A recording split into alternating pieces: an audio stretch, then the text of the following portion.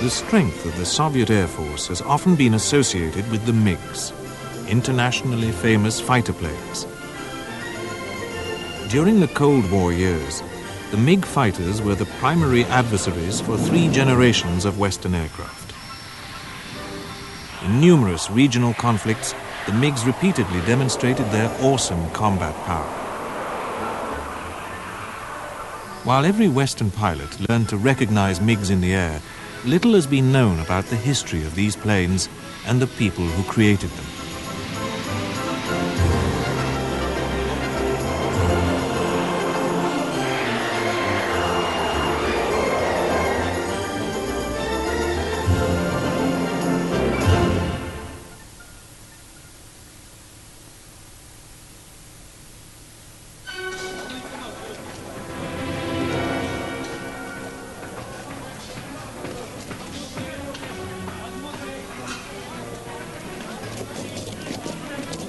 In 1931, Soviet Russia was 14 years old. The country's economy was slowly recovering from the shock of 2 revolutions and 2 wars. Industrial reconstruction gathered momentum.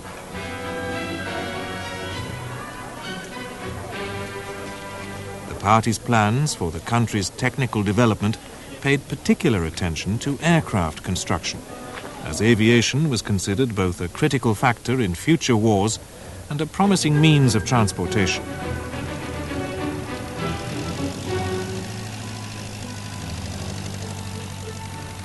New Soviet planes set significant records, performing long-distance flights to Europe, China, and the United States. To meet the demand for more highly qualified aviation engineers, the Bolshevik Party recruited thousands of its members for Air Force engineering schools. One of these party members was Artyom Mikoyan. He was born in 1905 in a small Armenian village of Sanaib.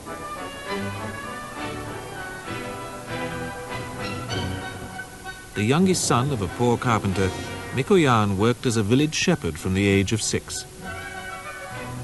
In 1918, his family moved to Tbilisi, where Artyom and his older brother Anastas attended school.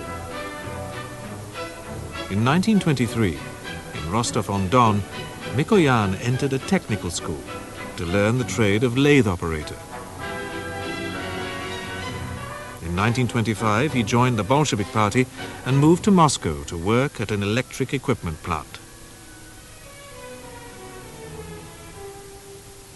By that time, his brother was already a key figure in the party structure, one of the closest associates of the country's new leader, Joseph Stalin.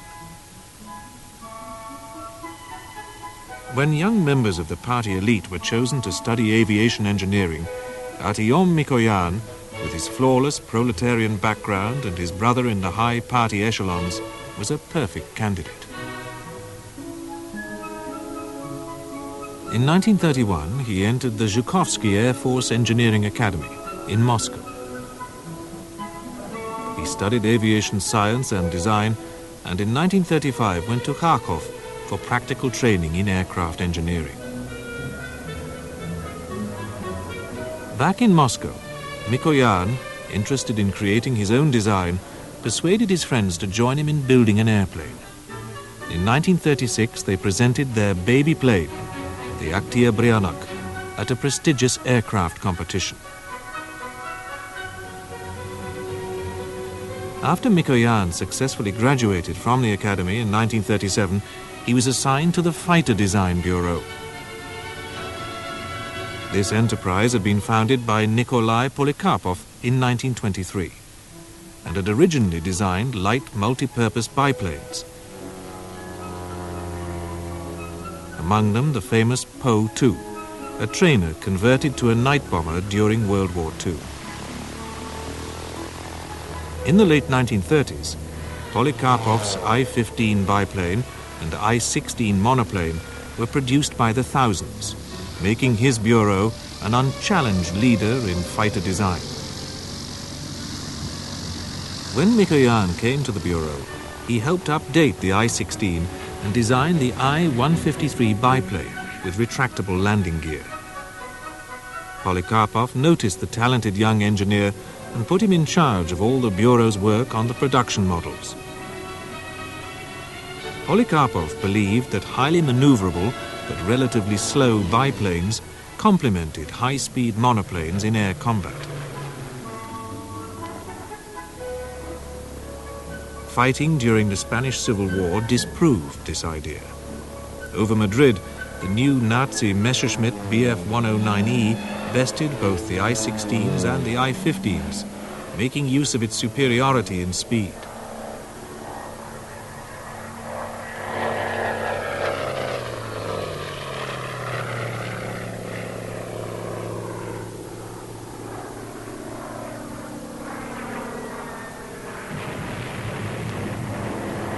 Polikarpov's fighters had to be replaced with faster monoplanes that could match the 109.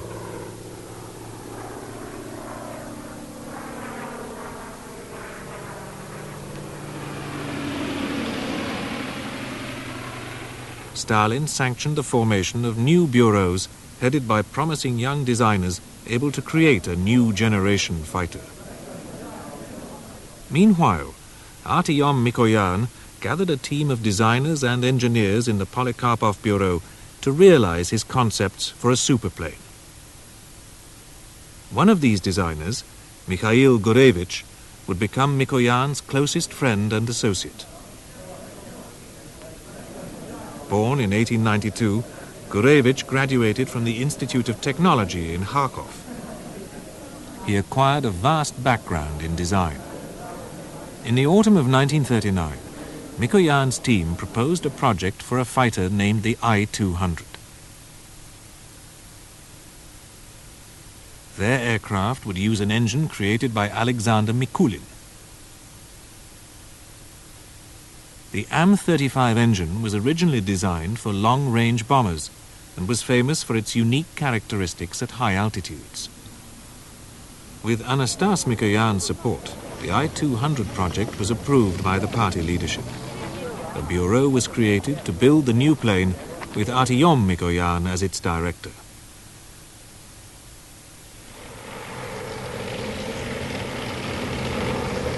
A war with Germany seemed imminent.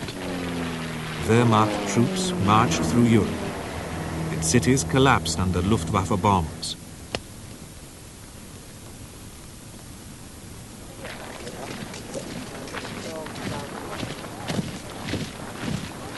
The Soviet government demanded the Bureau immediately complete the new aircraft. Working day and night, Mikoyan's team finished the design and built the plane in less than 3 months. In April 1940, the I-200 was first flown by test pilot Arkady Yakatov. The test flight showed that this was the fastest Soviet plane ever made. Its speed exceeded 400 miles per hour. The new fighter was put into production as the MiG-1, named after its creators, Mikoyan and Gurevich. While the MiG-1 was still in testing, Mikoyan improved the design. The modified plane, designated the MiG-3, was given leading-edge flaps for greater maneuverability and an additional fuel tank. Both aircraft were put into service at the end of 1940, but only 200 of the MiG-1s were ever made. The more numerous MiG-3 had a service ceiling of almost 40,000 feet, a range of 780 miles, and was armed with one 12.7mm machine gun and 2 smaller ones. Although the production of Mikoyan's planes increased rapidly throughout 1941, by the time of Russia's entry into the war, the obsolete Polikarpov planes still greatly outnumbered the MiGs. The I-16s would become an easy prey for the experienced Goering aces.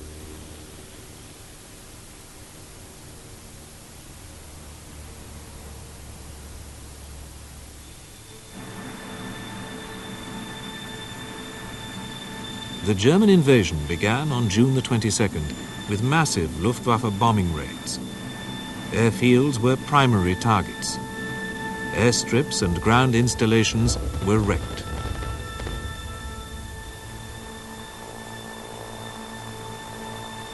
Among the hundreds of Soviet planes destroyed on the ground were many brand new MiGs never flown in combat. The air war proved that the Air Force pilots had not yet adequately mastered the MiGs. The fighters required new flying skills and greater accuracy from airmen accustomed to the simpler and slower Polikarpov planes. Yet unquestionably, aces could fight and win in their MiGs. Two special MiG-3 regiments formed exclusively from test pilots of the Air Force Research Institute were famous for their record kills.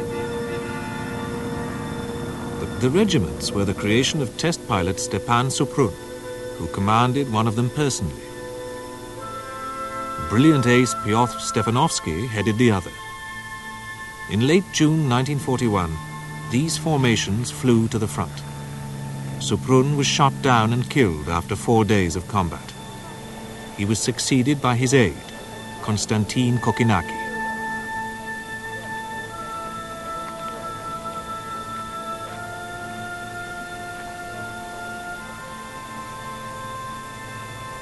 For test pilots, with their extraordinary flying ability, the 109s were easy targets, especially at medium and high altitudes. But Soviet airmen noticed the MiG-3's serious liabilities. It had weaker firepower than the 109 and was slower at low altitudes. Luftwaffe pilots began to engage the MiGs in low-altitude combat, where they held a crucial advantage.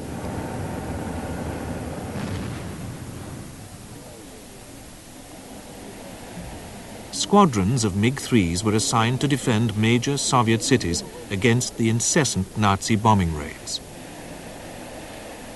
The MiG pilots found their planes were much more effective against bombers than against the 109s.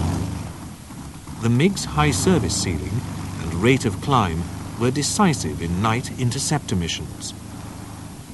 The Mikoyan planes were responsible for more than half of the Luftwaffe bombers shot down over Moscow and Leningrad. One of the best Soviet aces, Alexander Pokrishkin, made his first kill in a MiG-3. In autumn 1941, as the Germans approached Moscow, the Mikoyan factory was relocated to Kuibyshev on the Volga. Production was resumed, only to be halted in December, when Stalin ordered the engine manufacturing plant for the MiG-3s to convert to produce engines for his favorite aircraft, the Il-2 ground attack plane.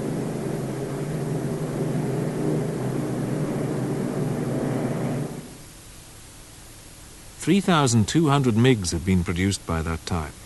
Simple to repair and maintain, some of them remained in service until 1943, flying in combat in Moldova, the Kuban, and the Crimea.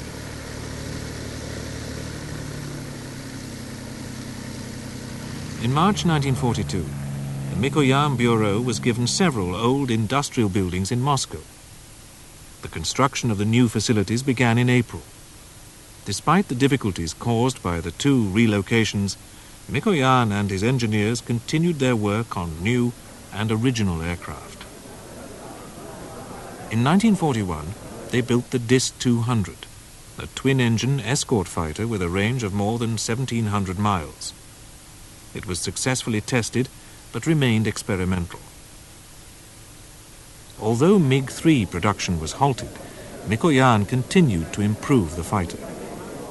At first, he equipped the plane with the respected Shvetsov Asha-82 air-cooled engine. This propulsion unit powered the Lavochkin La-5 fighter, triumphant over Stalingrad. Mikoyan's craft, with the Shvetsov engine, the I-211, was built in 1943. Although it performed well, the Lavochkin fighter with the same engine was already in service. Only 10 I-211s saw combat. A succession of high-altitude interceptors followed. Improved engines allowed these planes to reach speeds of 450 miles per hour and service ceilings of up to 48,000 feet. They had pressurized cockpits, bladder fuel tanks, and 4 cannon armament. Although these interceptors were never manufactured for general service, their new features were incorporated on post-war jet fighters. Piston engines gradually lost their appeal, as aircraft designers realized that the propeller posed an insurmountable obstacle, prohibiting piston-engined fighters from flying faster than 550 miles per hour. Although not yet perfected, the jet engine had a far greater potential. Mikoyan and Gurevich decided to test the jet engine in flight. In March of 1945, their I-250 fighter, powered by a combination of piston engine and turbojet, reached 515 miles per hour. Higher speeds needed new aerodynamic configurations. In 1945, the Mikoyan Bureau built the MiG-8, a light wooden plane. Test pilot Alexei Grinchik was the first to fly this unusual craft, incorporating 4 radical innovations: a swept wing, a pusher prop, canard control surfaces, and landing gear with a nose wheel. The swept wing, first tested on this aircraft, was widely used on later jets. The only MiG-8 built was used as a mail plane. Meanwhile, the Mikoyan Bureau continued to experiment with new propulsion units. In 1946, the Bureau built the I-270 experimental interceptor, powered by a liquid propellant jet engine. The plane had an extremely high service ceiling and rate of climb, but only a 5-minute supply of fuel. After 2 prototypes crashed on landing, the program was halted. The more fuel-efficient turbojets would power the planes of the future.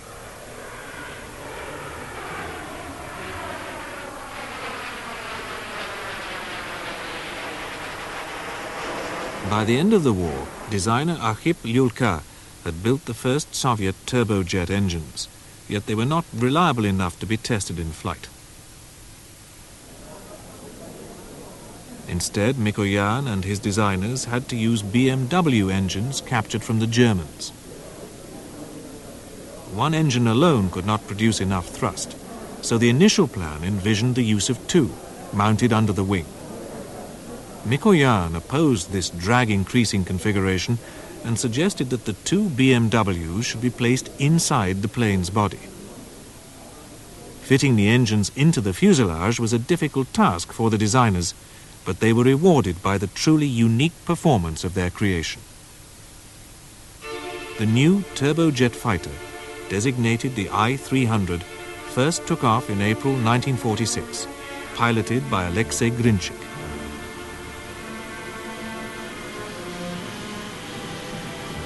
The flight was successful, and Grinchik continued the testing. In July 1946, during its 20th flight, and while the plane was being demonstrated to the military, it suddenly overturned, dived, and crashed. The pilot was killed. Excessive vibration had caused aileron flutter, resulting in the catastrophe. The engineers reduced the vibration, and tests on another I-300 started a month later. Test pilot Mark Galai was given the assignment of reaching the maximum possible speed. His plane's elevators jammed during the flight, but he managed to land the almost uncontrollable aircraft. Problems with the tailplanes had caused the accident. After these were corrected, the plane became much safer.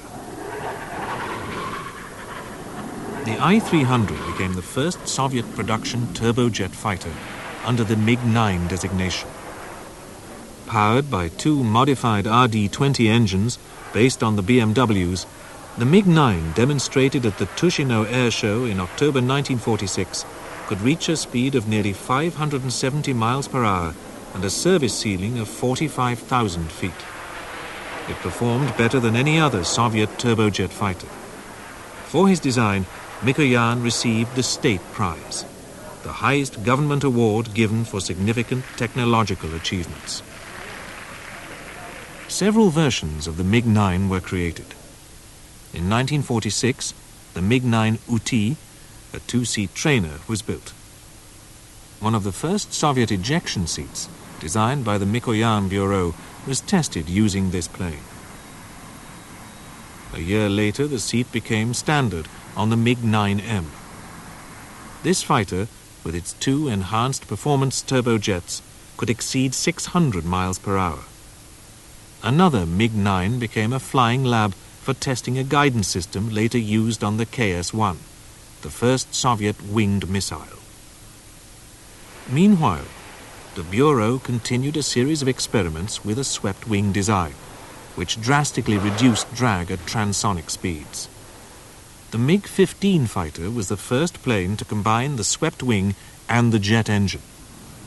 Problems in the hydraulic control system caused landing gear troubles, which plagued test flights in 1947.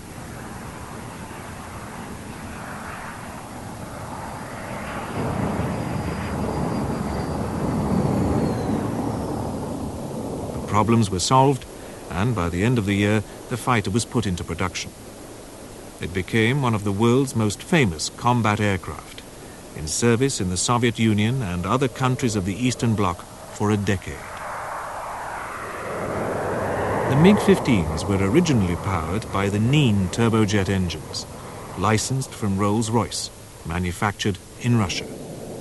They were later replaced by the Soviet Klimov RD-45s.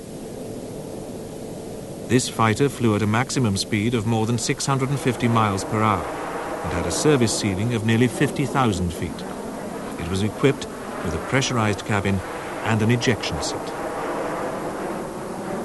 The MiG-15 had the largest production run among Soviet planes of the 50s and was widely exported.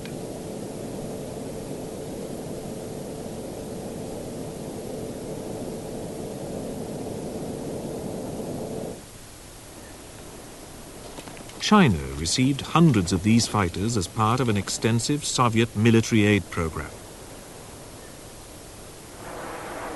Both Chinese and Russian pilots flew MiG-15s in Korean War combat, where they confronted the F-86 Sabre, the best American fighter of the early 1950s.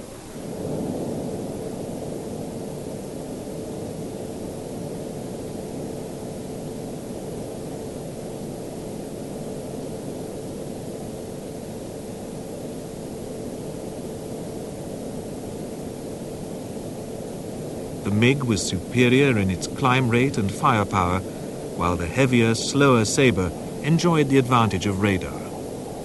Each side exaggerated its kill rates, yet both sides acknowledged that the MiG and the Sabre were worthy opponents.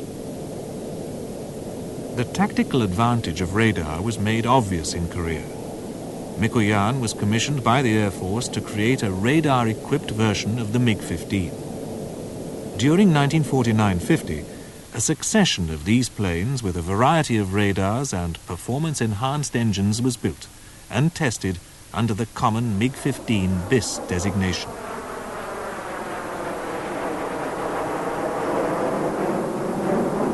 To increase the MiG-15's range, designers equipped a version with a refueling probe, allowing the fighter to receive additional fuel in the air from Tupolev Tu-4 tankers.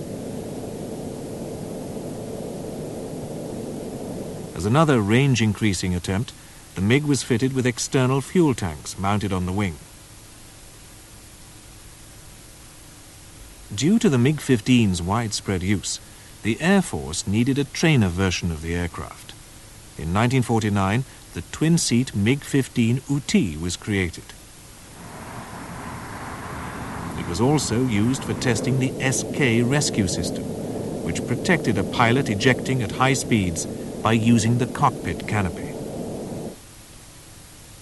Simultaneously with the improvements of the MiG-15, the Mikoyan Bureau built the I-320, a two-seat, heavy, all-weather interceptor equipped with radar.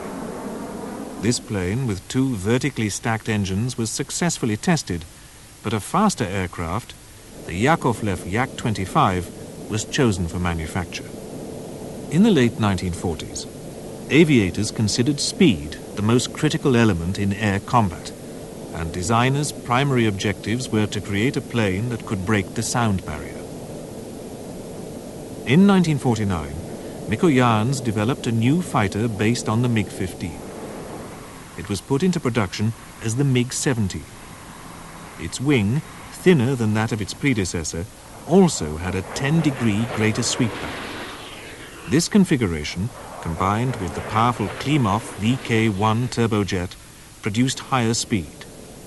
The new MiG almost reached the sound barrier in horizontal flight.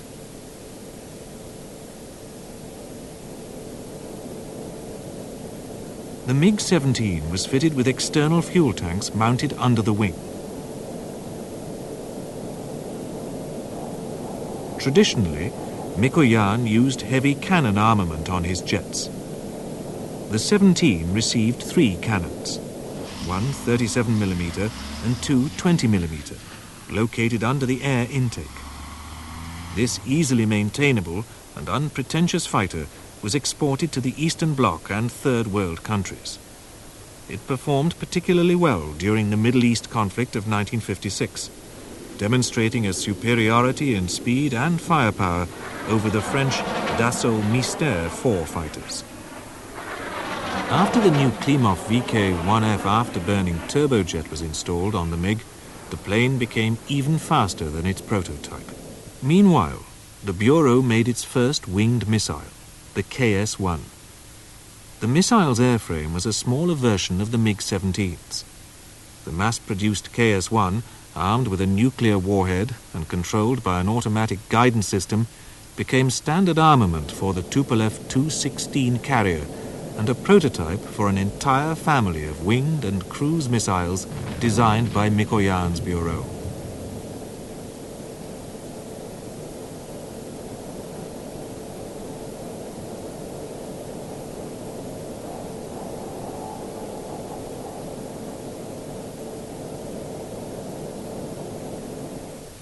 In the early 1950s, the Bureau began to develop a supersonic fighter. Its first attempt, the M-craft, powered by a single Yulka Al-7 engine, was far from perfect. Only the extraordinary flying skills of test pilot Grigory Sedov saved the plane from crashing when its engine died at a height of 3,000 feet above the ground. Shortly afterwards, the fighter acquired a new aerodynamic shape and was equipped with 2 Mikulin RD-9B afterburning turbojets. The modified plane first flew in May of 1952 and was put into production in 1954 as the MiG-19.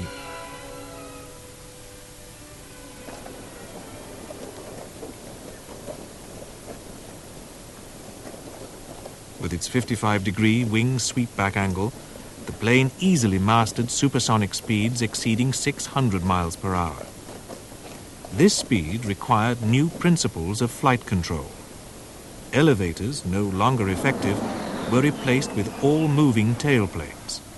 The entire control system was redesigned to facilitate the pilot's job.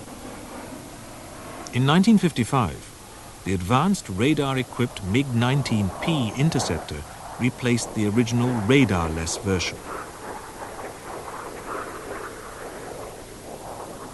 This craft had 2 cannons, one less than its prototype, but carried radically new air-to-air weapons.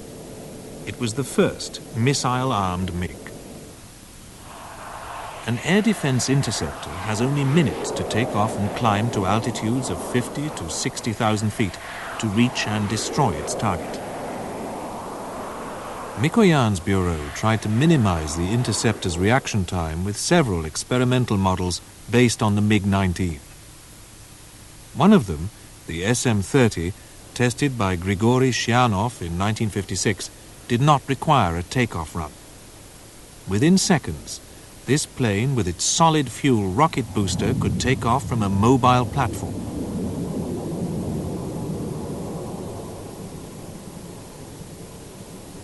A liquid propellant rocket booster was used on the SM-50, which could reach a 65,000 feet altitude in 8 minutes. The Mikoyan Bureau gradually became the leader in Soviet fighter design. As government funding increased, Mikoyan expanded his research and development. The Bureau became a large-scale enterprise with modern equipment and well-trained personnel. In the second half of the 1950s, its designers confronted new problems as their aircraft came closer to Mach 2. The heat barrier was a seemingly unsurmountable obstacle. At Mach 2, powerful temperature stresses tore the plane's airframe apart. Radically new materials and aerodynamic shapes were necessary for flight at twice the speed of sound. On the experimental E-5 fighter, designed in 1956, the delta wing was tested. The plane reached 1,250 miles per hour in horizontal flight and was developed further. The Bureau paid a high price for its Mach 2 breakthrough. Mikoyan's chief pilot, Vladimir Nefyodov, died in an E-5 crash trying to land the plane after its engine had failed. Each fatal crash was a terrible blow to Artyom Mikoyan. Test pilots were not only skilled flyers with invaluable technical knowledge, but also the chief designer's personal friends. After Nefyodov's death, Georgy Mosolov continued tests on the new fighter together with Konstantin Kokinaki. Kokinaki was one of Mikoyan's most experienced flyers, a World War II ace who had commanded a MiG-3 regiment. He worked for the Bureau during the 1950s, testing the MiG-17 and the MiG-19. In 1958, the delta-wing fighter MiG-21F, based on the E-5, was put into production. It was designed for close air combat, could fly at Mach 2 and reach 60,000 feet altitudes. The plane could also be used for ground attack missions. It was armed with 2 fuselage-mounted 30mm cannons, bombs, and rockets on an external carriage. In 1959, the plane was adapted to use the K-13 air-to-air missiles. In the early 1960s, this version, the MiG-21 F-13, was put into service in Eastern Europe, Finland, and India.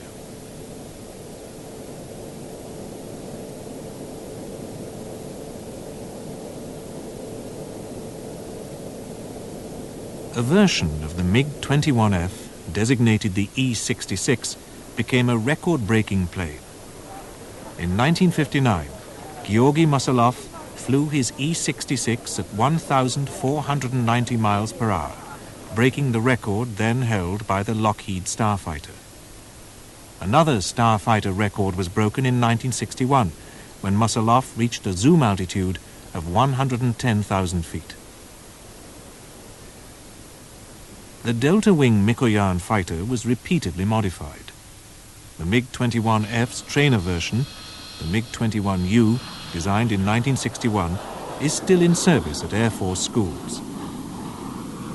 The experimental E-8 fighter, built in 1962, had canard surfaces and a belly-mounted air intake. Another experimental plane was designed by Mikoyan to help his friend, Andrei Tupolev, in the research for a supersonic airliner.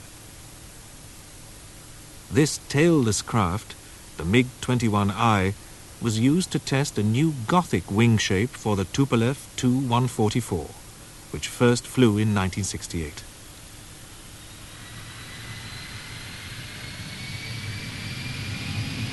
Further development of the MiG-21 led to the installation of onboard radar. The MiG-21 PF, a multi-purpose fighter built in 1960, had radar mounted inside the cone-shaped intake center body and could search and track aerial targets in any weather conditions, day or night. This new MiG also had a more powerful engine, a boundary layer control system improving landing performance, and an advanced ejection seat. In 1966, MiG-21 PFs confronted McDonnell Douglas F-4 Phantoms in Vietnam. The MiG's better maneuverability and cockpit view cancelled out the Phantom's superior firepower in air combat.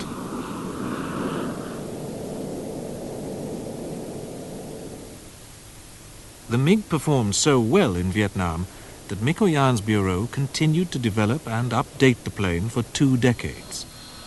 3 generations of turbojets and flight control and navigation equipment replaced one another on the Mikoyan fighter. Since 1958, 17 versions of the MiG-21 have been mass-produced in the USSR, India, Czechoslovakia, and China. These planes have served in the air forces of more than 30 countries. The most recent version, the MiG-21 bis, was manufactured until 1986. This fighter was completely different from earlier 21s. Its powerful R-25-300 afterburning turbojet allowed it to fly at Mach 2.05 and reach a service ceiling of 58,000 feet. This craft was equipped with an advanced Doppler radar and an improved ejection seat that enabled its pilot to abandon the plane at ground level.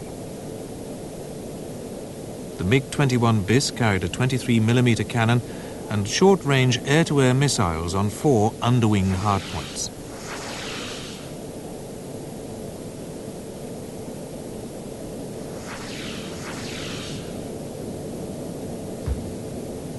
Although the 21s were effective in dogfights, they were inadequate for long-range combat.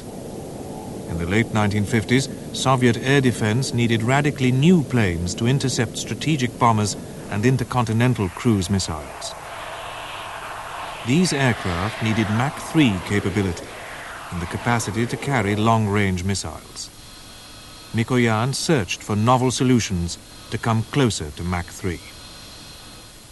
His E-50, built in 1957, fitted with both a turbojet and a liquid propellant rocket motor, exceeded 1,500 miles per hour. Testing several heavy planes that followed the E-50, the Bureau gained a base of experience, enabling it to create a radically new interceptor. The E-155 first flew in March 1964. It had a tapered wing, lateral intakes, and a twin-finned tail. This heavy 2-engined plane was designed to fly at Mach 2.83.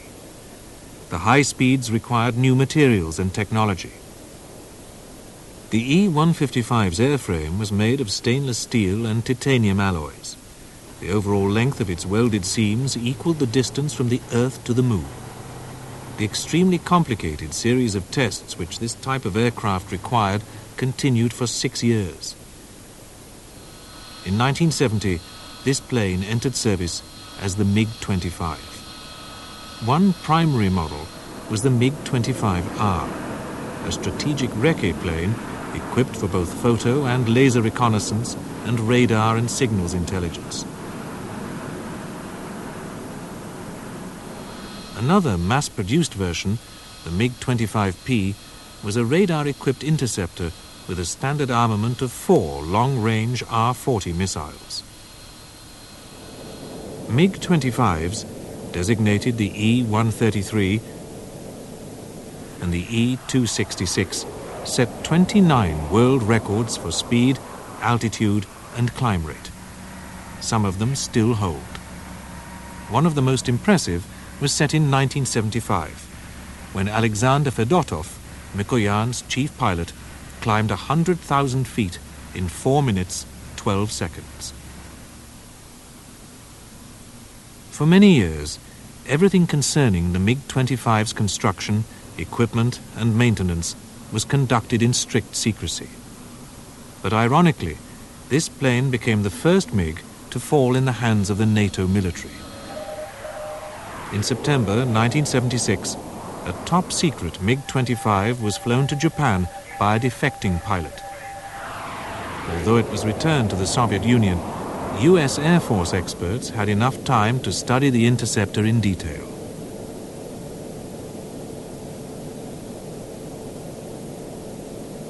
The Soviets were forced to further upgrade the MiG.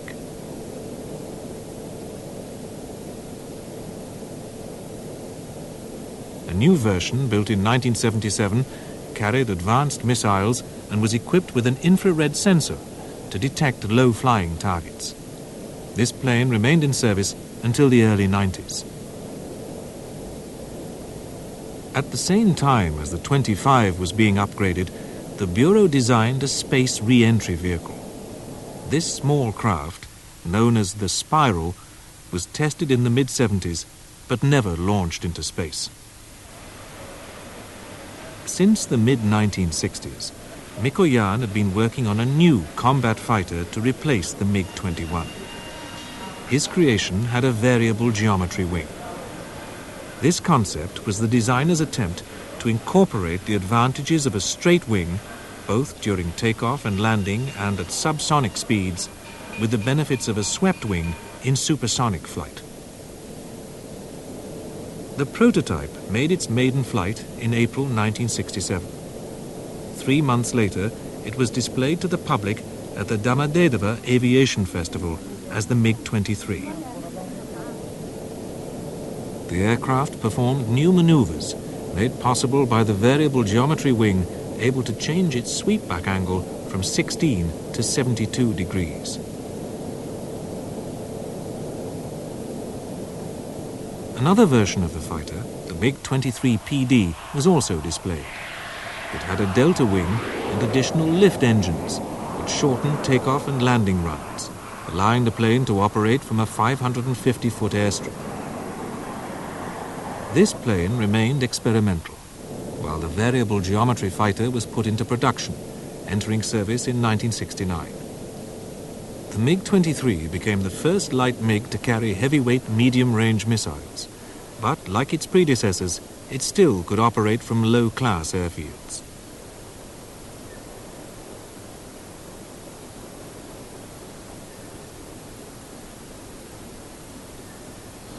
It was one of the Soviet Union's primary military aircraft, produced in even greater numbers than the MiG-21.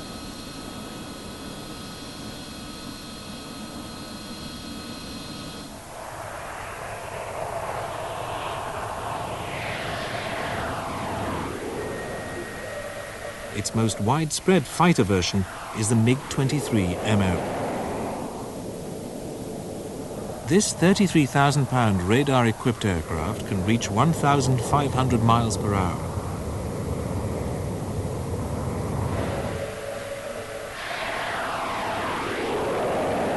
Its standard armament includes 2 medium-range R-23 missiles, 2 short-range R-60 missiles, and a 23mm cannon mounted in the fuselage. Advanced cabin instrumentation facilitates weapon targeting. The MiG-23, carrying bombs and rockets, was used for ground attack, but the first years of its service showed its ineffectiveness in this role.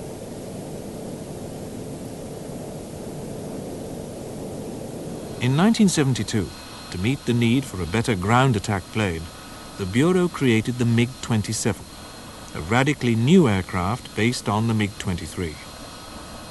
In the MiG-27, radar was replaced with optical and laser equipment optimized for ground target detection, while its construction was reinforced to increase survivability under heavy anti-aircraft fire.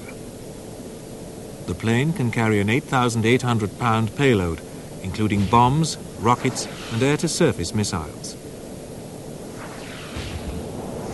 It also employs a fuselage-mounted 6-barrel 30mm cannon.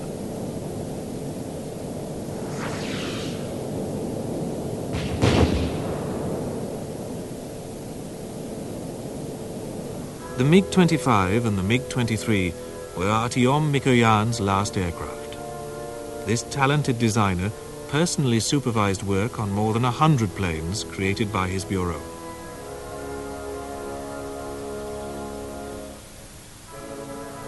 Mikoyan was seriously ill during the last years of his life. In 1970, he died of a heart attack during a surgical operation. After Mikoyan died, his apprentice, Rostislav Belyakov, headed the bureau.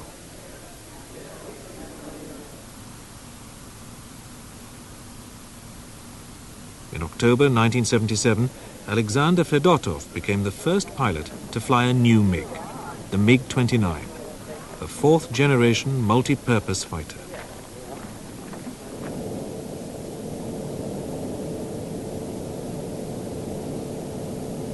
This was the last craft Fedotov would finish for the Bureau. In 1984, the legendary ace died while testing the MiG-31 interceptor. He sacrificed his life trying until the last moment to save his falling plane. The Bureau's test pilot flight school was named in Fedotov's honor. After successful testing, in 1982 the MiG-29 was put into production. This fighter has blended configuration with well-developed leading-edge root extensions. Composite materials are widely used in its construction. The MiG is powered by two fuel-efficient RD-33 turbofans located in belly-mounted nacelles. These engines produce a thrust-to-weight ratio exceeding 1.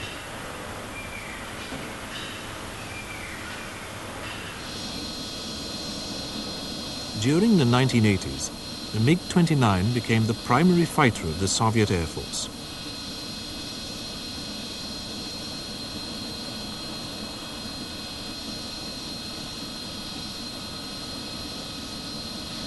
This aircraft surpasses all its predecessors in maneuverability. It has a tight turning radius, a 26 degrees per second turning rate, and is capable of flying at low speeds with a large angle of attack. The MiG-29 can reach 1,500 miles per hour, has a 60,000 feet service ceiling, and a 1,200 feet per second rate of climb. This craft has fuselage-mounted 30mm cannon and, in its primary fighter version, can carry 6 air-to-air missiles.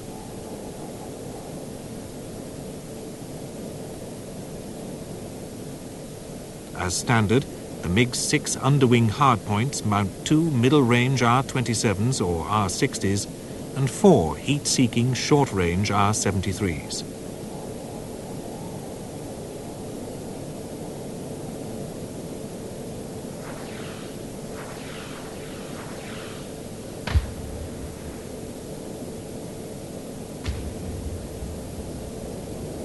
Armed with rockets and bombs, the MiG-29 can also be used for ground attack.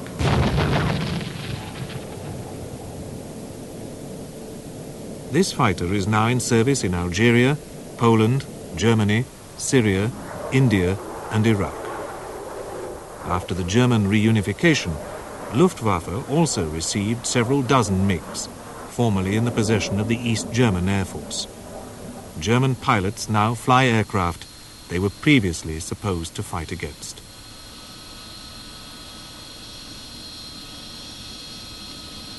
The MiG-29 shown here are flown by a professional piloting squadron known as the Strigi, Swifts. Its airmen are considered among the best aerobatics masters in the world.